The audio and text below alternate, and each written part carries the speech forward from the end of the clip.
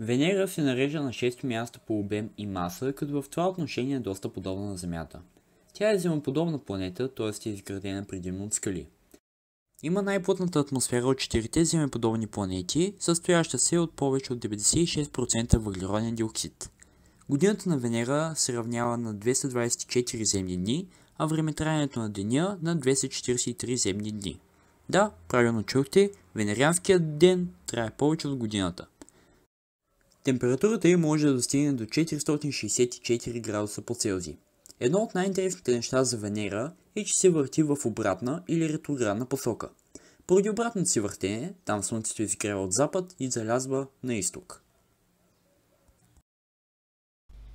Има хипотези, че преди милиарди години, когато Слънцето не е било толкова ярко както днес, на Венера имало води и океани. С времето, по действие на повишената яркост на Слънцето, водата се е дисоциирала от слънчевите лъчи. Свободният водород е бил отнесен в космическото пространство от поток от заредени частици или така наречения слънчев вятър, поради липсата на планетарно магнитно поле. Освен това, с повишаването на парниковия ефект и температурата се е повишила. Венера е наричана и близнак на Земята, поради приликите в масите, размерите, плътността и сходното им местоположение в Слънчевата система.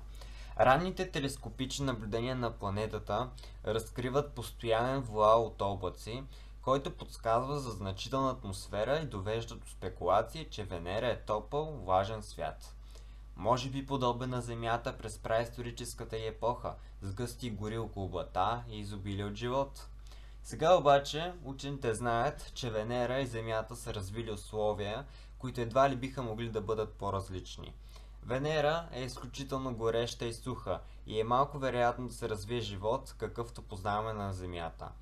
Една от основните цели на учените при изучаването на Венера е да разберат как са възникнали суровите й условия, което може да съдържа важни уроци за климатичните и останалите промени в околната среда, които сполетяват Земята. Вътрешността на Венера е много подобна на нашата планета. Сходството в размерите и масата обуславят, че Венера трябва да има ядро, мантия и кора. През 1967 година учените откриха, че Венера притежава магнитно поле, макар и слабо.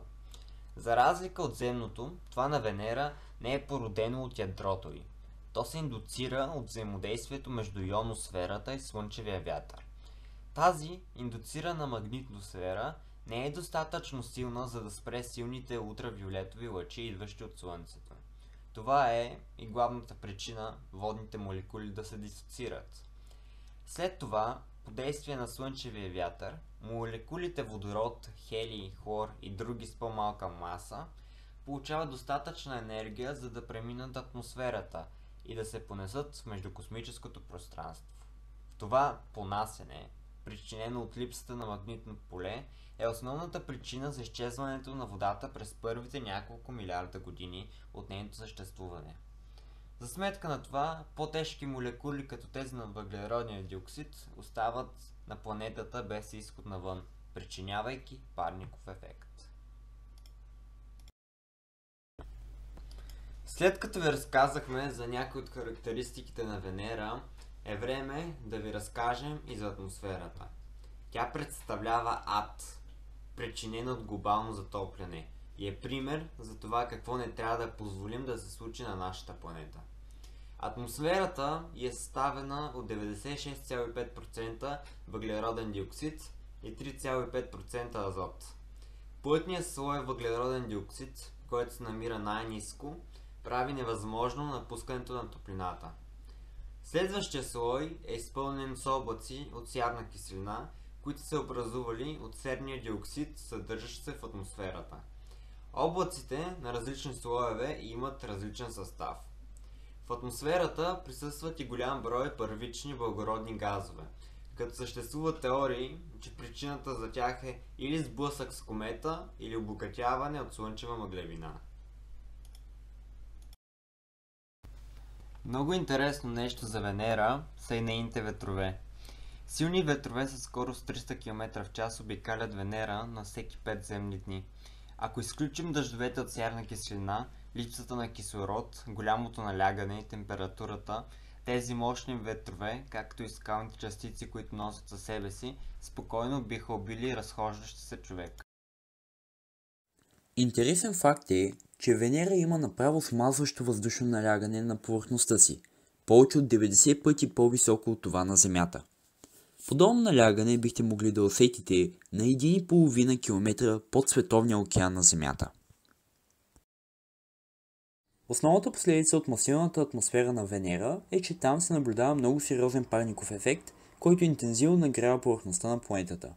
Поради непрекъсната си облачна покривка с висока отражателна способност, планетата всъщност поглъща по-малко слънчева светлина от Земята. Въпреки това, светлината, която все пак проникне под облаците, се абсорбира както в долните слоеве на атмосферата, така и на повърхността. Те впоследствие отразяват светлината в инфрачервения спектър. На Земята отразената инфрачервена светлина се връща обратно в космоса, което й позволява да поддържа сравнително ниска повърхностна температура. На Венера обаче плътната атмосфера от въглероден диоксид и дебели облачни слоеве улавят голяма част от инфрачервеното лъчение. Уловената радиация допълнително загрява долната атмосфера, като в крайна сметка температурата на повърхността достига до 464 градуса по Целзий. Именно поради тази причина Венера е най-горещата планета в Слънчевата система, въпреки че не е най-близката до Слънцето. Изследването на парниковия ефект довежда до по-добро разбиране на голямото влияние на парниковите газове в земната атмосфера и по-точна оценка на ефективността на използването на нови източници на енергия, а именно Слънцето. Въпреки, че Венера е същински ад и на практика живот там не би могло да има, съществуват спекулации, че в най-горните слоеве на атмосферата, където температурата е между 30 и 50 градуса, условията са подходящи за наличието на живот. През септември 2020 се стигна до спекулациите, че в момента може да има живот там. Спектрограмата, която учените са си мислили, че е от фосфин, по-късно се счита, че е от серен диоксид или че въобще няма такава. Не знаем със сигурност дали е възможен или дали съществува живот там, но едно е сигурно. Не трябва да съсипваме нашия дом. Венера е наричана близнак на Земята. Тя има изключително подобна маса, размери, плътност и местоположение в Слънчевата система. Толкова подобна, но и в същото време толкова различна. Кошмарните условия на помощина пред цялата ни зад, валежи от сярна киселина, високо налягане и температура способна да разтопи олово, отвяващи главата ветрове, множество активни вулкани и изключителна липса на каквато и да било вода. Важно е да си зададем въпросът как толкова подобна на нашата Земя кътче е достигнала до толкова кошмарни условия. Поради своя парников ефект, Венера е идентифицирана от учени като Карл Сейгън като предупредителен и изследователски обект, свързан с изменението на климата на Земята. Важно е да се замислим как това да не се случи с нашата планета. Важно е да се направим изводи и да променим поведението си, влияещо върху цялата околна среда. Важно е, следвайки Венера, да се научим как да избегнем примера й, а не да му подражаваме.